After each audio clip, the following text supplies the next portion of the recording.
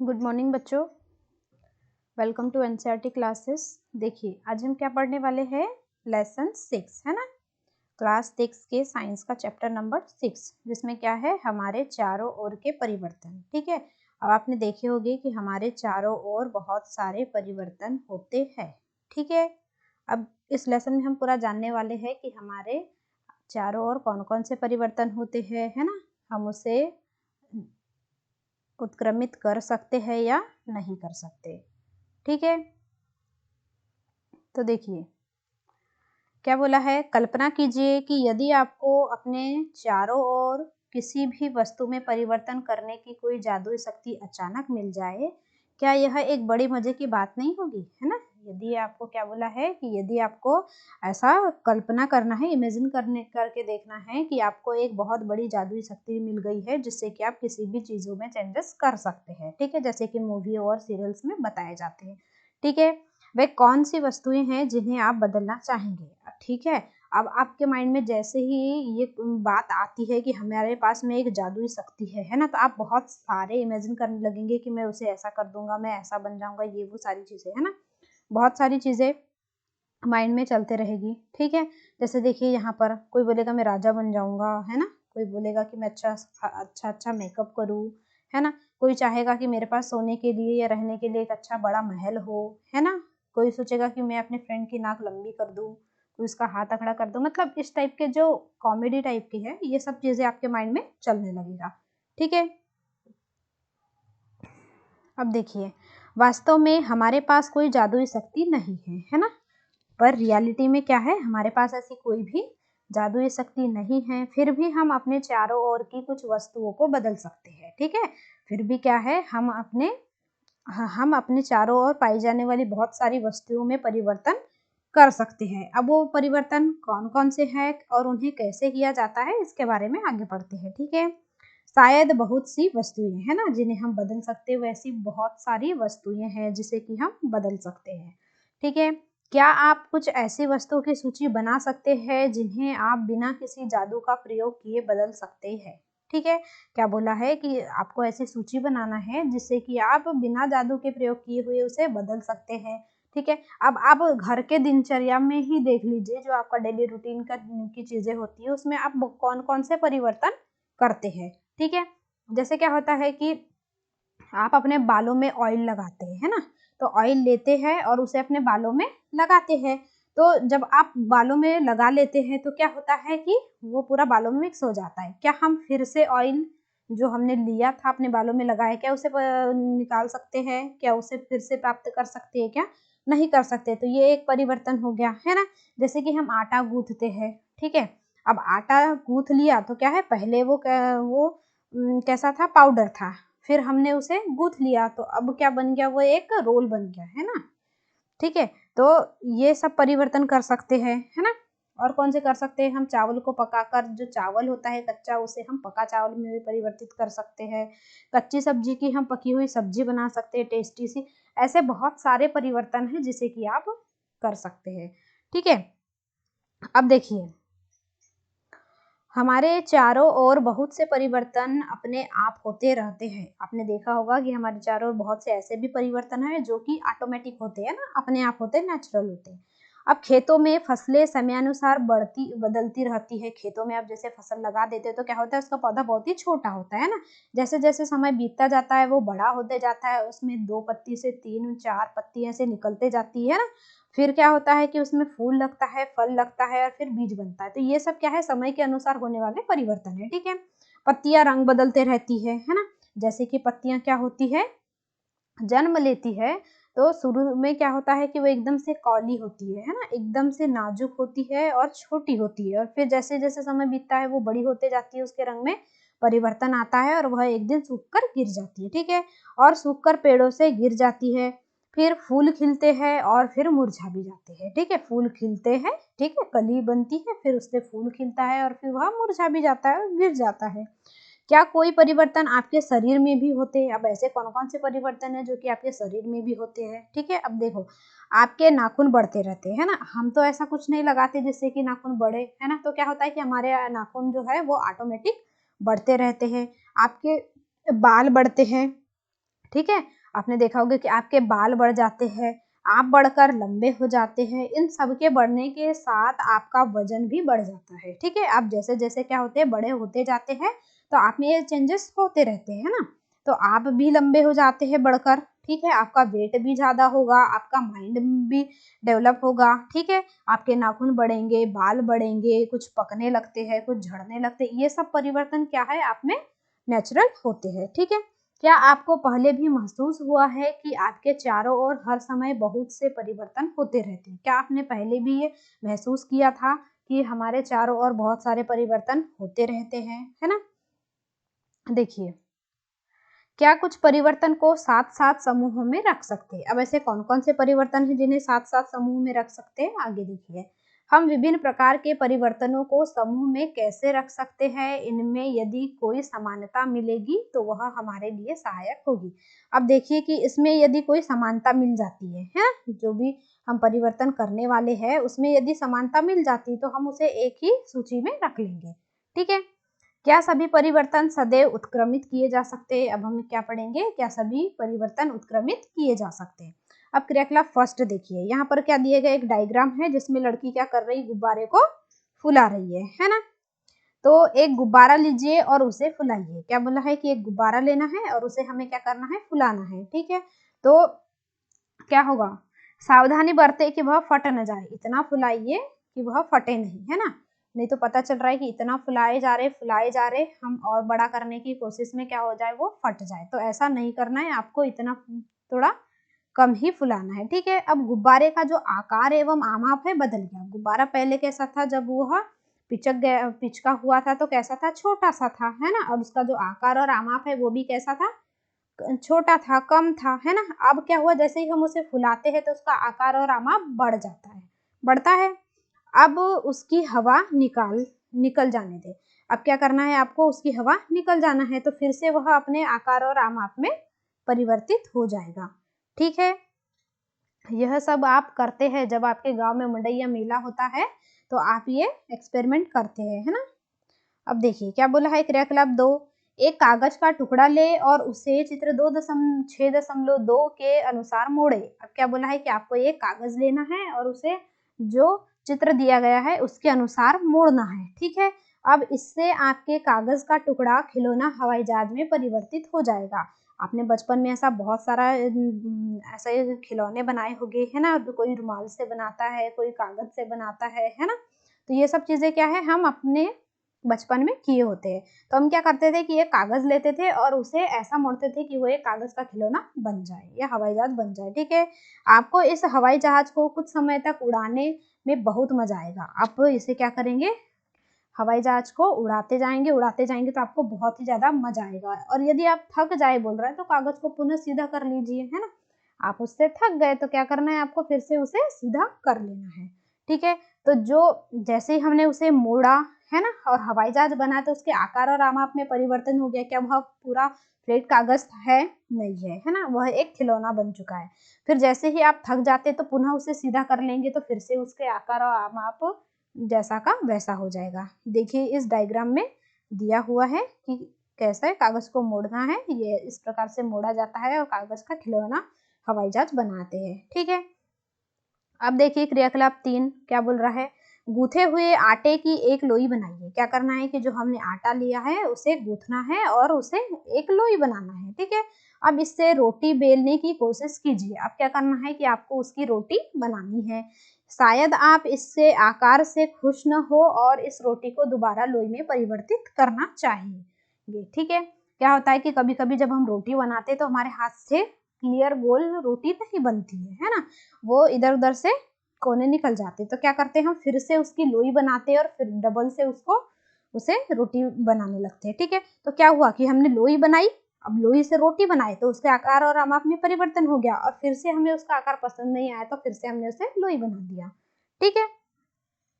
अब देखिए, अब आपने क्रियाकलाप 1, 2 और 3 में जो 3 परिवर्तन देखे हैं उनके बारे में सोचिए, ठीक है। जो फर्स्ट कौन सा हमने गुब्बारा वाला किया, दूसरा हवाई जहाज वाला किया और तीसरा रोटी वाला किया, ठीक है। तो इनके बारे में हमें सोचना है, उनमें एक जैसा क्या है, ठीक है। अब इन तीनों तीनों में एक जैसा क्या था कि पहले हमने जो आकार या जो साइज का कोई भी चीज लिया, ठीक है, फिर हमने उसके आमाप और आकार में परिवर्तन किया और फिर से हमने उसी आकार और आमाप में उसे परिवर्तित कर दिया, ठीक है, उसी आकार और आमाप में आ गए, ठीक है। तो इन तीनों में समानता ये थी कि तीनों के जो आकार और आमाप है वो बदलने के बाद भी उसी अवस्था में आ जाते हैं, ठीक है। अब क्या यह संभव है कि गुब्बारा अपने पूर्व अवस्था और आमाप में वापस आ जाए, ठीक है। आपने देखा कि जैसे हमने गुब्बारा पहले लिया हुआ था, उसे फुलाया, है ना, तो उसका आकार और आमाप कैसा हुआ, बदल गया, फिर से हमने उसी अवस्था में ला लिया, तो हम उसे वापस दोबारा से ला सकते हैं। कागज को भी वैसा ही है, कागज जिस आकार में था, जिस साइज में था, हमने उसका खिलौना बनाया, फिर से उसे प्लेट करके क्या किया, उसी आकार में ला लिया, ठीक है। अब गूथे हुए आटे का भी पुनः लोई बनाकर हमने क्या किया, जो रोटी बनी थी उसकी लोई बनाकर हमने उसके आकार में ला दिया। अब आपने क्या निष्कर्ष निकाला, क्या इन तीनों क्रियाकलापों में यह संभव है कि जिस पदार्थ से यह क्रियाकलाप प्रारंभ किया गया है उस पदार्थ को वापस पाया जा सकता है? तो पाया जा सकता है ना, क्योंकि तीनों क्रियाकलाप कैसे थे, कौन कौन से थे, एक गुब्बारे वाला, हवाई जहाज वाला और दूसरा कौन सा था, रोटी वाला, है ना। तो अब तीनों क्रियाकलापों को जिस पदार्थ से हमने स्टार्ट किया था, एंडिंग में भी हमने उसी पदार्थ में उसे ला दिया, ठीक है। यदि हाँ, तो इसका मतलब है कि जो परिवर्तन इन क्रियाकलापों में हो रहे हैं उन्हें पुनः पूर्व स्थिति में लाया जा सकता है, ठीक है। अब आइए इन्हीं क्रियाकलापों को कुछ अलग ढंग से भी करते हैं, ठीक है। अब कुछ क्रियाकलाप कैसे है जिसे हम अलग ढंग से करेंगे, अब उसमें देखते हैं कि क्या इसके आकार और आमाप में परिवर्तन करने के बाद उसी अवस्था में आता है या नहीं, ठीक है। देखिए क्रियाकलाप 4 में क्या बोला है कि उसी गुब्बारे को लीजिए। अब क्या करना है, हमें उसी गुब्बारे को लेना है जिसका क्रियाकलाप 1 में हमने उपयोग किया था। अब उसको उसके पूरे आकार में फुलाइए, ठीक है। पूरा क्या करना है कि उसे पूरे आमाप में फुलाना है, ठीक है, तथा उसके मुख को पतले धागे से कसकर बांधिए। हम क्या करते हैं कि जैसे गुब्बारा लेते हैं ना, तो हमें फुला कर देते हैं, फिर हम उसमें क्या करते हैं, पतले धागे से बांध देते हैं, है ना। और फिर क्या करना है कि गुब्बारे में अपनी नुकीली पेंसिल से छेद कीजिए। अब जैसे ही आप गुब्बारे में छेद करेंगे तो गुब्बारा क्या होगा, फट जाएगा, है ना। तो क्या हुआ कि जैसे गुब्बारा फट गया तो क्या होगा, पूरा टुकड़े टुकड़े में बट जाएगा, है ना।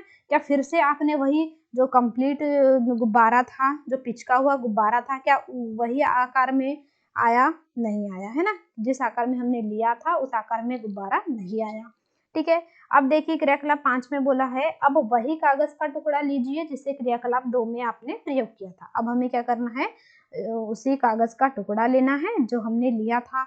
अब उसके ऊपर एक हवाई जहाज का रेखा चित्र बनाइए, जैसे कि इस कागज में बनाया गया है। हम बहुत से ऐसी चीजें होती है जिसे क्या करते हैं कि एक कागज लेते हैं, उसमें उसका चित्र बना देते हैं और फिर उसे कैसे करते हैं, कैंची से कट कर लेते हैं, ठीक है। तो क्या बोला है कि हवाई जहाज का रेखा चित्र बनाना है और उसे बाहरी रेखा के साथ साथ काटना है, ठीक है। ये डायग्राम बनता है, फिर हम ये जो लाइन्स है बाहर की, इसे कट कर करते हैं तो ये ऐसे हवाई जहाज में बदल जाएगा। अब देखिए हमने क्या लिया था, ये ऐसा कागज लिया था, ठीक है, चौकोर कागज लिया था। अब हमने क्या बनाया, इससे हवाई जहाज बनाया। तो क्या अब इस हवाई जहाज से चौकोर कागज प्राप्त किया जा सकता है क्या, इसी अवस्था में आ सकता है क्या, नहीं आ सकता, है ना। फिर से क्रियाकलाप 6 बोल रहा है कि जो हमने गूथा हुआ आटा लिया था, अब उसकी रोटी को क्या करना है, बेलना है और तवे पे सेक लेना है, ठीक है। अब हमने रोटी बनाई और रोटी को सेक दिया, तो क्या अब इससे हम आटा बना सकते हैं क्या, नहीं बना सकते, है ना। यदि आपसे वही 3 प्रश्न पूछे जाए जिनके उत्तर आपने क्रियाकलाप 3 करने के बाद दिए हैं, तो इस बार उनके उत्तर क्या होंगे, है ना। हम देखते हैं कि जो परिवर्तन क्रियाकलाप 4, 5 और 6 में हुए उनको वापस नहीं किया जा सकता। जो 3 किए थे, पहला, दूसरा और तीसरा, उसमें हम उसे पुनः उसी अवस्था में ला सकते थे, है ना। पर जो 4, 5 और 6 किया उसे हम फिर से वापस नहीं पा सकते, ठीक है। अब आप पेंसिल और रबर का उपयोग करते हैं, आप पढ़ने वाले बच्चे, तो क्या होता है कि हमें पेंसिल और रबर की जरूरत होती है ना, तो आप उसका उपयोग करते हो, जैसे जैसे बार बार उपयोग करते जाते हैं तो उसका जो आकार और आमाप है वो कैसा होता है, परिवर्तित होते जाता है ना। पेंसिल से आप लिखते जाएंगे या ड्राइंग करेंगे तो क्या होगा, पेंसिल धीरे धीरे छोटी होने लगेगी और रबर के साथ भी वही होगा, तो उसका क्या आकार और आमाप बदला, बिल्कुल, है ना। क्या इस परिवर्तन को उलट सकते हैं, क्या इस परिवर्तन को आप उलट सकते हैं, फिर से जो घिसा हुआ रबर है या घिसी हुई पेंसिल है, क्या फिर से उसे उसी आकार में ला सकते हैं, नहीं ला सकते। फिर क्या बोला है, आपने कुम्हार को अपने चाक पर काम करते जरूर देखा होगा। जो कुम्हार होता है ना, जो बर्तन बनाते हैं, उन्हें आपने अपने उनके चाक पर काम करते देखा होगा, बोल रहा है। वह मिट्टी के ढेर को बर्तन में बदल देते हैं। जो मिट्टी का ढेर होता है उसे क्या करते हैं, वह एक बर्तन में बदल देते हैं। क्या यह परिवर्तन उत्क्रमित किया जा सकता है, क्या बोल रहा है कि ये जो परिवर्तन है क्या हम उसे उत्क्रमित कर सकते हैं। वह अब मिट्टी के बर्तन को भट्टी में सेकता है, ठीक है। क्या बोला है कि जो मिट्टी का ढेर होता है उससे बर्तन बनाता है ना, अब फिर क्या करता है, उस बर्तन को भट्टी में सेक देता है। क्या अब इस परिवर्तन को उत्क्रमित किया जा सकता है, क्या अब इस परिवर्तन को, या जो हमने परिवर्तन किया या जो मिट्टी का बर्तन बनाया, क्या फिर से उससे हम मिट्टी बना सकते हैं, क्या नहीं बना सकते, है ना। सारणी 6.1 में कुछ सामान्य परिवर्तन दिए गए हैं। आपके विचार में इनमें से किन परिवर्तन को उत्क्रमित किया जा सकता है।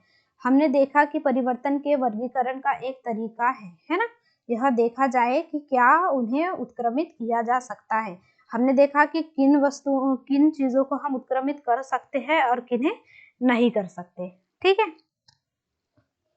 देखिए यहाँ सारणी दी गई है, अब हमें इसमें बताना है कि किस चीजों को हम उत्क्रमित कर सकते हैं और या नहीं कर सकते। अब देखिए, जैसे फर्स्ट इसमें बोला है कच्चे अंडे से उबला हुआ अंडा। अब जो कच्चा अंडा है, ठीक है, हम उसे उबला हुआ अंडा में परिवर्तित कर सकते हैं, ये परिवर्तन हुआ है ना, कच्चे अंडे से अंडा उबल गया। अब उत्क्रमित किया जा सकता है, क्या बोल रहा है, अब जो कच्चा अंडा है तो उसके अंदर क्या होता है, लिक्विड होता है, और जैसे ही अंडा उबल जाता है तो वो एक क्या बन जाता है, एक मुलायम सा बन जाता है ना, मुलायम सा ठोस जैसे बन जाता है। तो क्या अब हम उससे लिक्विड बना सकते हैं, क्या नहीं बना सकते। बना सकते हैं आप, नहीं बना सकते। फिर बोला है कि गाढ़े घोल से इडली, ठीक है, आप गाढ़े घोल से इडली बना सकते हैं, ठीक है, परंतु इडली से गाढ़ा घोल नहीं बना सकते, ठीक है। इसे उत्क्रमित कर सकते हैं, क्या नहीं कर सकते। फिर बोला है गीले कपड़े से सूखे कपड़े, ठीक है, जब कपड़े गीले होते हैं तो हम उसे सुखा सकते हैं, है ना। अब सूखे कपड़े से गीले कपड़े, उसे पानी डालकर हम गीला कपड़ा फिर से प्राप्त कर सकते हैं, तो ये परिवर्तन हो सकता है, ठीक है।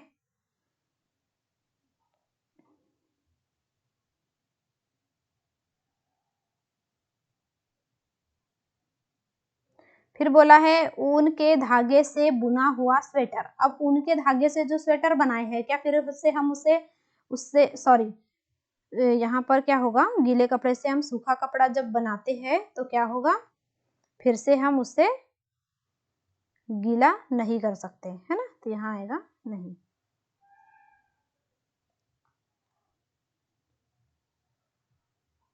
ठीक है, कपड़ा एक बार सूख गया तो क्या फिर हम उससे गीला कपड़ा प्राप्त कर सकते हैं, क्या नहीं कर सकते, है ना। अब ऊन के धागे से बुना हुआ स्वेटर। अब ऊन के धागे से हम स्वेटर बना लेंगे, क्या फिर से उसे हम ऊन प्राप्त कर सकते हैं, तो कर सकते हैं, है ना। हम उसे खोल लेंगे तो क्या होगा, सारे के सारे जो धागे हैं वो निकल कर आ जाएंगे और फिर से हम उसे ऊन बना सकते हैं, ठीक है।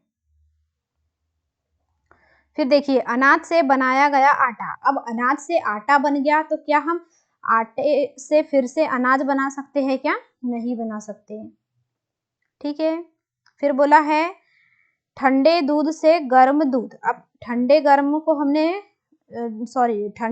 को हमने गर्म किया है ना, फिर से हम उसे ठंडा करने देंगे तो हमें ठंडा दूध प्राप्त हो जाएगा, ठीक है। फिर बोला है सीधी डोरी से कुंडलित डोरी। यदि हम सीधी डोरी है हमारे पास में, उससे हम क्या करेंगे, एक कुंडलित डोरी बना लेंगे। ठीक है, तो क्या हुआ, वह एक कुंडलित डोरी बन गई। फिर हम उससे सीधी डोरी प्राप्त कर सकते हैं, क्या कर सकते हैं, उसकी जो चढ़ान है या उसमें जो हम चढ़ाई करेंगे तो उसे हम खोल देंगे तो क्या होगी, हमारे पास सीधी डोरी प्राप्त हो जाएगी। ठीक है, अब देखिए कली से फूल। जब कली से फूल बन जाता है तो क्या फूल से कली बन सकती है, क्या नहीं बन सकती है ना, वह मुरझाकर गिर जाती है। अब दूध से पनीर, हम दूध से पनीर बना सकते हैं, परंतु हम दूध से पनीर से हम दूध नहीं बना सकते, है ना। और देखिए नीचे क्या बोला है, गाय के गोबर से बायोगैस। अब देखिए गाय का जो गोबर होता है हम उससे बायोगैस बना सकते हैं, परंतु क्या उस गैस से फिर से गोबर प्राप्त कर सकते हैं, हम नहीं कर सकते। उससे क्या बन जाता है, फिर खाद बन जाता है ना। तो गाय के गोबर से हम बायोगैस बनाते हैं, ठीक है, और बचा हुआ जो ये रहता है वो गोबर के रूप में ही निकलता है ना। तो वो क्या खाद के रूप में हम प्राप्त कर लेते हैं, तो इसे हम प्राप्त कर सकते हैं। ठीक है, फिर बोला है खींचे रबर बैंड से सामान्य साइज का रबर बैंड, है ना। अब हम उसे क्या कर, एक रबर ले लीजिए, उसे हम खींचते हैं तो फिर से उसी खींच के उसे एक साइज में सामान्य साइज बना लेते हैं। फिर उस जैसे ही हम उसे बैंड को छोड़ेंगे तो वो फिर से एक रबर बन जाएगा, है ना।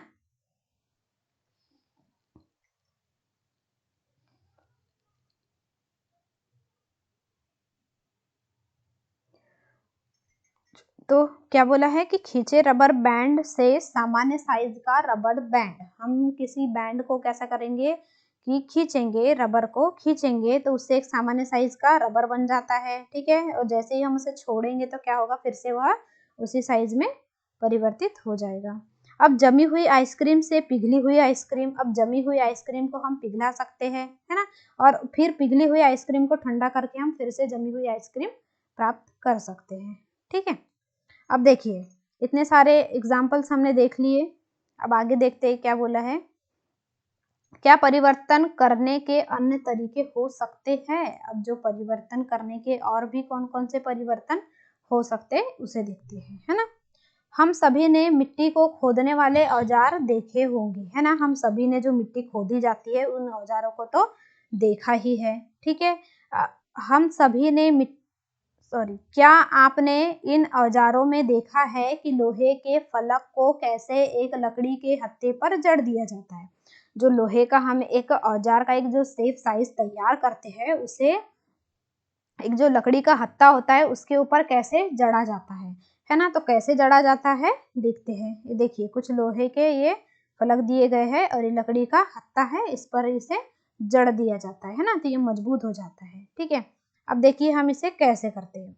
इन औजारों में लोहे के फलक में एक वलय होता है जिसमें लकड़ी के हत्थे को फंसा दिया जाता है। जो क्या बोल रहा है कि जो औजार का लोहा होता है ना, तो उस फलक में एक वलय बना दिया जाता है, एक गोला बना दिया जाता है जिसमें कि हत्थे को फंसाया जाता है। ठीक है, अब साधारणतया इस वलय का जो माप है लकड़ी के हत्थे के घेरे से थोड़ा छोटा होता है।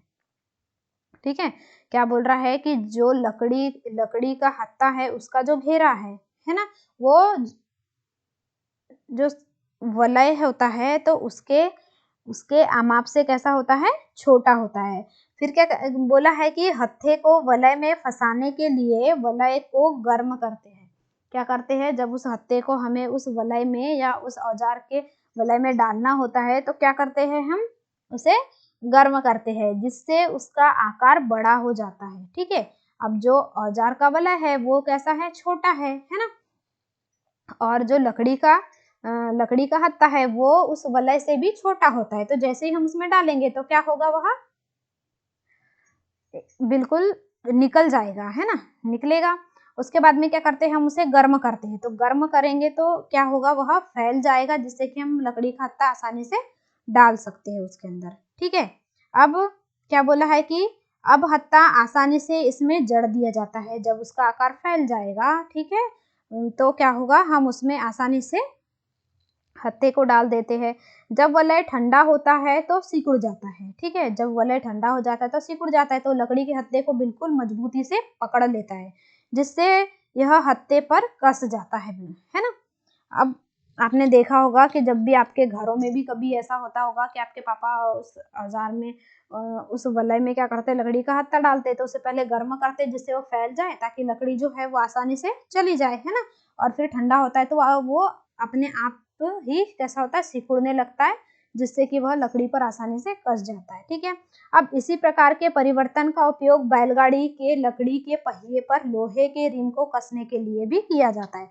आपने देखा होगा कि जो बैलगाड़ी होती है उसके जो पहिए होते हैं, तो उसके अंदर का जो भाग होता है वो लकड़ी का बना होता है, और उसके बाहर जो रिम लगी होती है, ठीक है, वो काय की होती है, लोहे की होती है। अब उसे कैसे जड़ेंगे, तो उसे भी ऐसा ही करके जड़ा जाता है।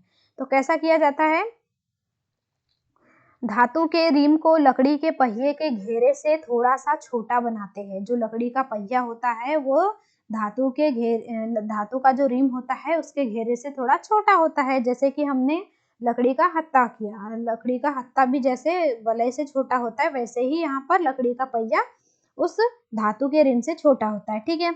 अब क्या करेंगे कि गर्म करने पर रिम पहिए पर चढ़ जाता है। गर्म जैसे ही करते हैं तो ये क्या होगा, लोहा जो है वो फैल जाएगा, है ना। तो ये क्या करते हैं, हम ऐसा फंसा देते हैं आसपास, ठीक है। तो अभी क्या होगा कि यह निकल सकता है क्योंकि ये फैला हुआ है, ठीक है। अब पहिए के किनारे के ऊपर ठंडा पानी डालते हैं। अब क्या करते हैं कि जो पहिए का किनारा है ये वाला, है ना, इसके ऊपर पानी डाल दिया जाता है, जिससे कि रिम ठंडा हो जाता है तथा पहिए के ऊपर कस जाता है। अभी जैसे ही ठंडा होगा तो ये क्या करेगा, सिकुड़ने लगेगा। तो बिल्कुल इस पर जो लकड़ी का पहिया है उस पर कैसा होता है, यह चिपक जाता है, ठीक है।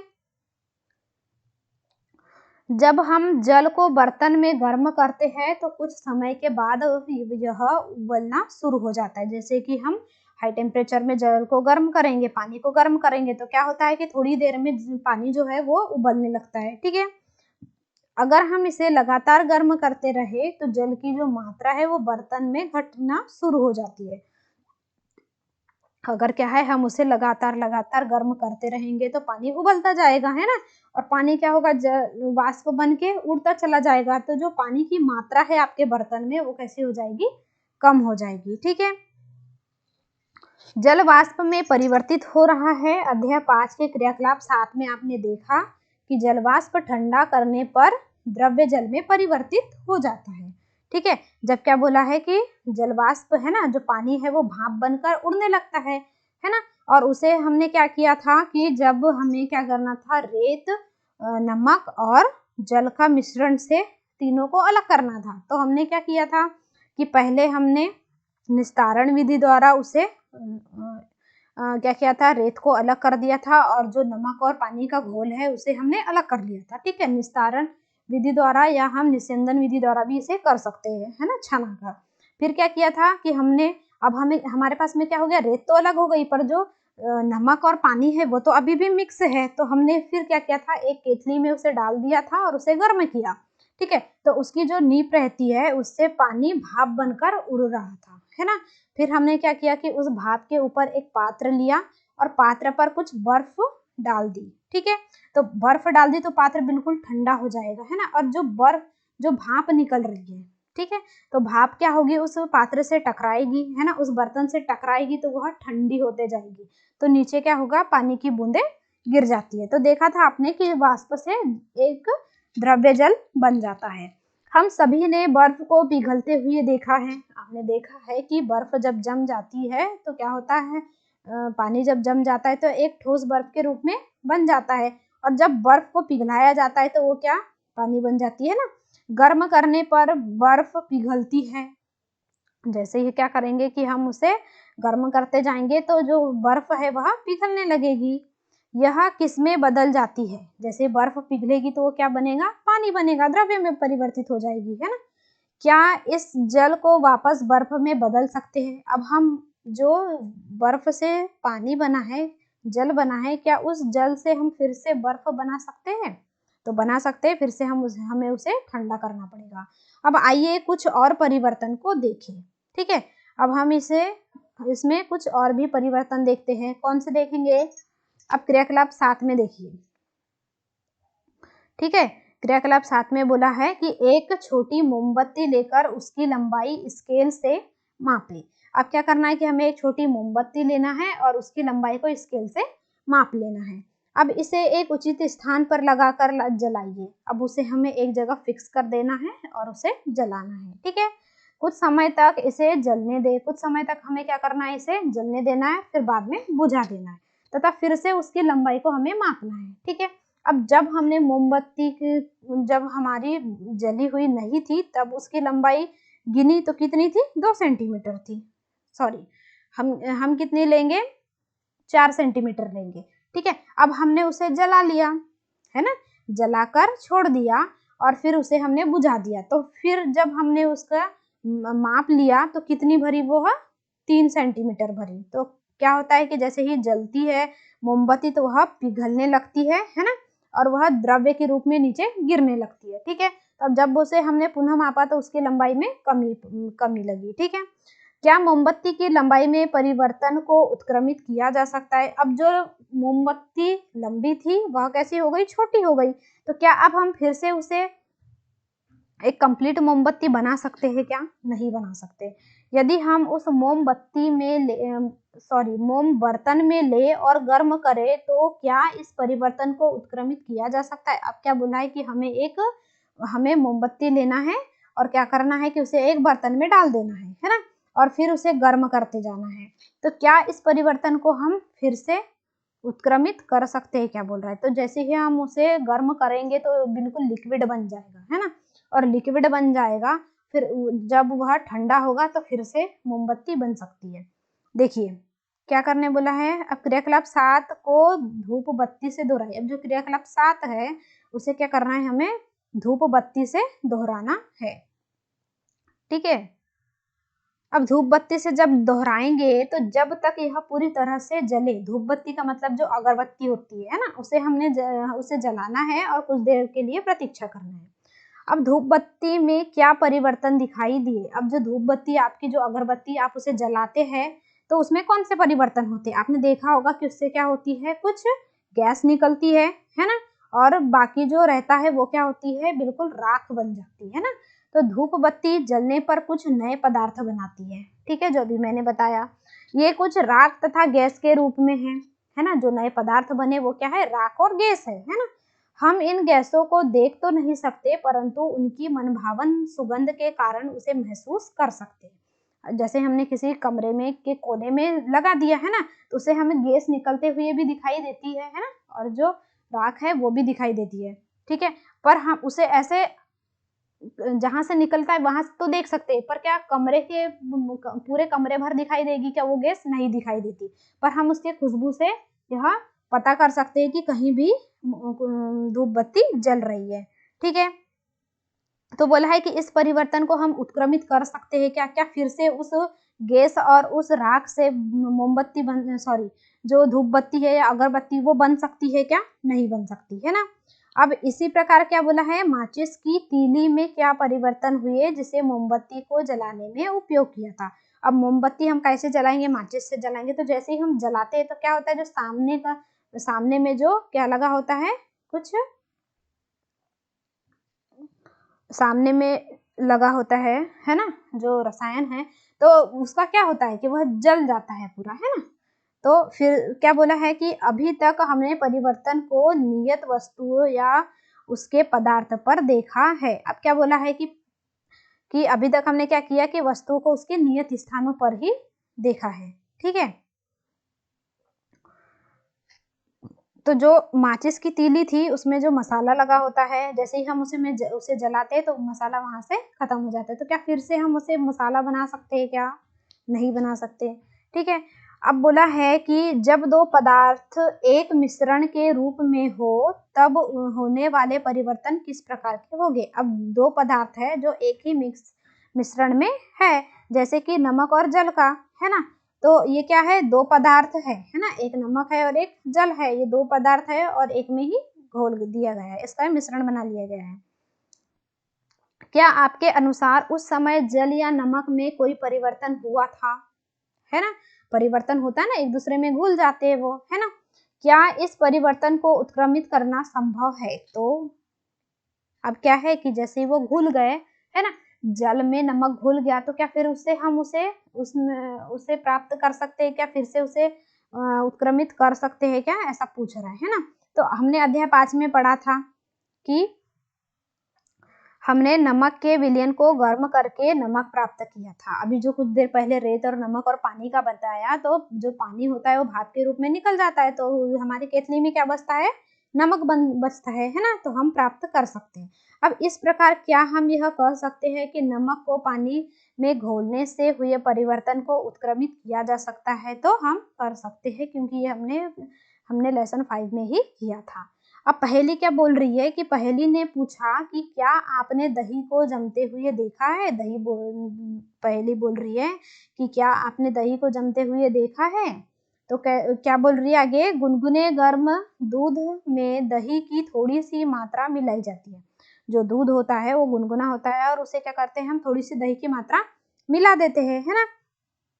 अब दूध को हिलाकर कुछ घंटों के लिए एक गर्म स्थान पर आराम से रख देते हैं। हम क्या करेंगे कि उस दूध को हिलाते हैं, ठीक है, और कुछ घंटे के लिए उसे गर्म स्थान पर आराम से रख देते हैं। तो कुछ ही घंटों में दूध दही में परिवर्तित हो जाता है।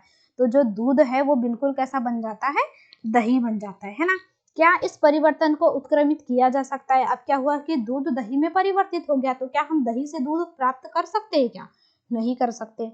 हमने देखा है कि वे पदार्थों को गर्म करके या किसी अन्य पदार्थ के साथ मिश्रित करके उनमें कुछ परिवर्तन लाए जा सकते हैं ना? जैसे कि हम उसे एक पदार्थ को दूसरे पदार्थ में मिक्स कर देंगे तो उसमें परिवर्तन ला सकते हैं। हमने यह भी देखा है कि कुछ परिवर्तन उत्क्रमित किए जा सकते हैं, मतलब कि हम उसे पुनः प्राप्त कर सकते हैं, जबकि कुछ ऐसे पदार्थ होते हैं जिसे हम उत्क्रमित नहीं कर सकते, है ना? अब हमारे चारों ओर की वस्तुओं को परिवर्तित करने की बहुत सी अन्य विधियां भी हो सकती है। अब जो हमारे चारों ओर की जो वस्तुएं हैं उन्हें परिवर्तित करने की और भी विधियां हो सकती है। यह संभव है कि इनमें से कुछ को उत्क्रमित किया जा सके और कुछ को उत्क्रमित नहीं किया जा सके, है ना? तो इस प्रकार हमारे चारों ओर के परिवर्तनों को 2 वर्गों में वर्गीकृत किया जा सकता है। अब क्या बोला है कि हमारे चारों ओर की जो वस्तुएं हैं या परिवर्तन है, वस्तु में होने वाले जो परिवर्तन है उसे हम 2 वर्गों में डिवाइड कर सकते हैं। अब कौन कौन से वर्ग हैं? परिवर्तन जिन्हें उत्क्रमित किया जा सके, है ना? पहला क्या हो जाएगा? पहले वर्ग में हम उन वस्तुओं को रखेंगे जो कि उत्क्रमित हो सकती है, और दूसरे में क्या रखेंगे? परिवर्तन जिन्हें उत्क्रमित न किया जा सके। दूसरे वर्ग में ऐसे पदार्थों को रखेंगे या वस्तुओं को रखेंगे जिन्हें हम पुनः प्राप्त नहीं कर सकते, है ना? अपनी उच्च कक्षाओं में इन परिवर्तनों को करने की विधियों के बारे में तथा इनको वर्गीकृत करने के बारे में आप विस्तार से अध्ययन करेंगे। अब आगे की कक्षाओं में हम पढ़ेंगे कि इन परिवर्तनों को कैसे कैसे वर्गीकृत किया जा सकता है। ठीक है बच्चों, तो यहाँ हमारा लेसन खत्म हो जाता है ना? तो देखिए आपको ये अच्छे से समझ में आया या नहीं आया, तो प्लीज मुझे कमेंट बॉक्स में जरूर बताइएगा, है ना? अब आया तो होगा ही, है ना? समझ में तो आया ही होगा, क्योंकि ये क्या है? हम इसे डेली करते हैं, है ना? हम इसे डेली करते हैं कि ऐसे परिवर्तन हमारे आसपास रोज होते रहते हैं, है ना? इसीलिए हम इसे आसानी से समझ भी सकते हैं। ठीक है, मैंने पहले भी कई बार बताया है कि हमें इसे पढ़ना या रटना नहीं है, बल्कि इसे क्या करना, प्रैक्टिकली समझना होता है। तो ये आसानी से हमें समझ में आ जाते हैं। ठीक है बच्चों, तो जो भी बच्चे मेरे चैनल पे नए होंगे तो please like share and subscribe करें और बेल आइकन को इनेबल कर ले, ताकि इससे आने वाली जितनी भी वीडियो है वो आपको पहले मिल जाए। ठीक है बच्चों, अब मिलते हैं इसके अगली वीडियो में। ठीक है, तब तक के लिए बाय बाय।